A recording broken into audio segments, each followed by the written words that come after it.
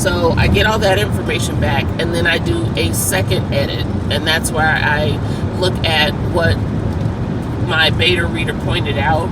I make changes as necessary, and at this point now I need an honest to goodness edit. And at this point I'm talking a copy edit. I need someone to go through and actually check my spelling, check my word usage, check the grammar, because I've now written the draft and done 2 editing passes myself. I can't see any more mistakes. I'm blind to them at this point. My brain has decided this is the story I'm trying to tell, and it's going to see that story. It's going to see those words, whether they're there or not. And so I must pass it off to a copy editor. I, of course, want this edit to be done by somebody who is detail-oriented, who's going to be very thorough, and is going to be ruthless with the red pen, because as a self-published author, I'm trying to compete with I'm trying to compete with traditionally published books.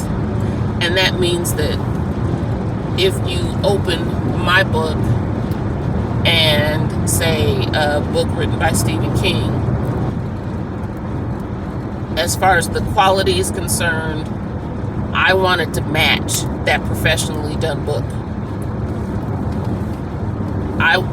I want a reader not to be able to tell the difference.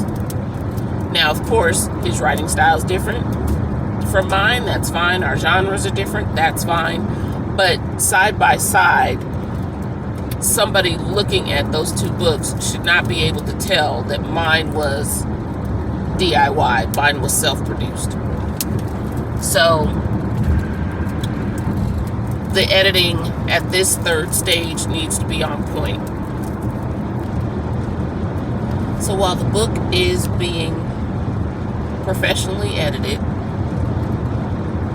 I will work on the cover art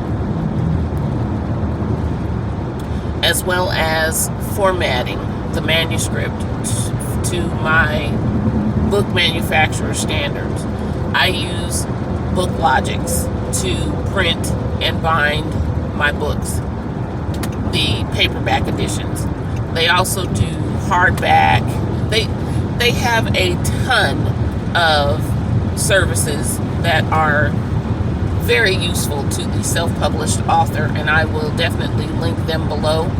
If you do use them, please tell them that I sent you. It's not an affiliate kind of situation. I don't get any discounts or money off or anything like that. It's just I appreciate the work they have done for me so much over the years that I want to drive business their way. All of my clients, I recommend BookLogix. They don't always go there, but for the most part, that's who I'm going to steer you toward. But anyway, so in the meantime, books being edited, I'm formatting the manuscript so that after the last edits are done, I can upload it to BookLogix and they can get started on the printing process. I do my own book covers because even though I want my books to look professionally done or traditionally done, I don't want them to look like every other book on the shelf. If you, particularly in the romance genre, man, if you look at those book covers, I promise you, it's like the same 6 book covers over and over again with just minor variations. Or if you're in horror, it's going to be kind of the same. And I want people to look at the cover of my book and judge it as worthy of being read. But I don't want it to look like everything else that's on the shelf. I do want it to look professionally done, so I'm very particular about my cover art and how it looks when I'm finished with it. But it's still going to be